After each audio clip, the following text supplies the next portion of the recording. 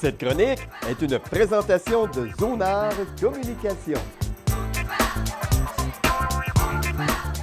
Alors, bonjour, bienvenue de nouveau chez Zonard Communication. Aujourd'hui, on va traiter de quoi et quand écrire. Souvent, les gens posent la question, quand est-ce que je devrais mettre des articles sur Facebook ou diffuser sur YouTube ou puis quel type de contenu aussi. Alors, il y a le moment, puis il y a le contenu.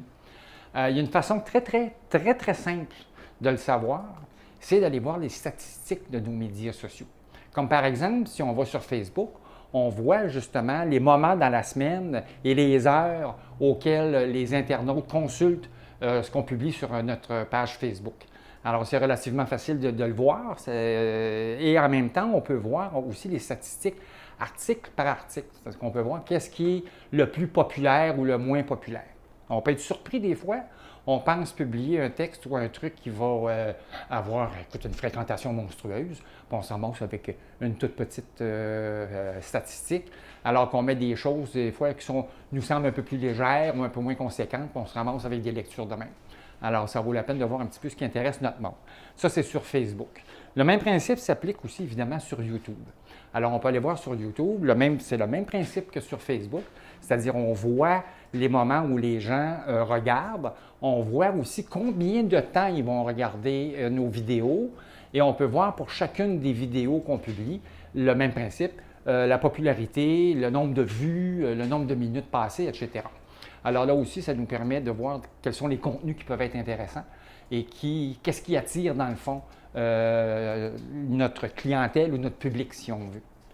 L'autre élément, c'est en même temps aussi sur LinkedIn. Même principe encore une fois, on peut aller voir les statistiques de LinkedIn pour justement constater les articles, les contenus qui peuvent justement attirer, tant en termes de ligne de temps, si on veut, que de contenu, les articles. Encore une fois, on peut avoir des surprises. On peut penser que tel thème ou tel article va attirer bien du monde, puis on se rend compte que, c'est pas autant qu'on aurait pensé, mais c'est correct.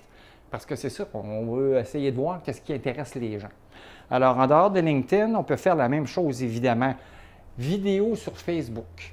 Depuis un certain temps, Facebook priorise les vidéos qui sont publiées directement dans notre page Facebook et non pas sur YouTube avec une référence vers Facebook.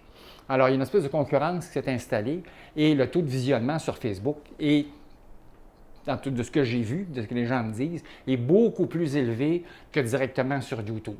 Ça n'empêche pas de le mettre sur YouTube pour faire un lien avec notre blog, par exemple, mais c'est préférable, notre vidéo, de la mettre directement sur Facebook. Et on peut voir, encore une fois, les statistiques, le nombre de visionnements, l'intérêt que ça a suscité auprès des internautes. Un truc que les gens connaissent moins bien, ça s'appelle le raccourcisseur d'URL. Vous savez, les longues adresses d'URL qui n'en finissent plus, là. Quand on veut mettre ça sur Twitter, ça ne passe pas, c'est 140 caractères. Alors, on a inventé ce petit logiciel-là, c'est celui de Google qui est gratuit, il y en a d'autres qui existent, qui nous permettent de ramener justement des longues chaînes à des chaînes très courtes pour faire des références rapides. Là aussi, on peut avoir des statistiques sur ce qui a intéressé les gens en allant voir. On tape tout simplement Google URL, on clique sur le premier résultat de recherche, c'est gratuit. On fait raccourcir, c'est très clair, c'est très bien indiqué, on fait raccourcir l'URL et on utilise le raccourci, on fait un copier-coller tout simplement. Et les statistiques s'accumulent au fil du temps. Alors, on peut aller voir justement notre Google URL, voir les statistiques en question, encore une fois pour voir ce qui intéresse les gens et les contenus qui peuvent les attirer. Fait qu'un comme dans l'autre, si on parle du moment de publication, encore une fois, il y a vos statistiques. Il y a bien des études qui ont été faites sur le meilleur moment pour publier, que ce soit sur Facebook ou ailleurs, là. Le meilleur moment, dans le fond, c'est celui où vous croyez que votre clientèle est prête à recevoir de l'information. En général, c'est du mardi au jeudi, pas mal entre 9h et 16h, mais si je regarde nos chiffres à nous, c'est vraiment du mardi 9h au jeudi, puis il y a vraiment la courbe est très élevée, c'est là que ça se passe.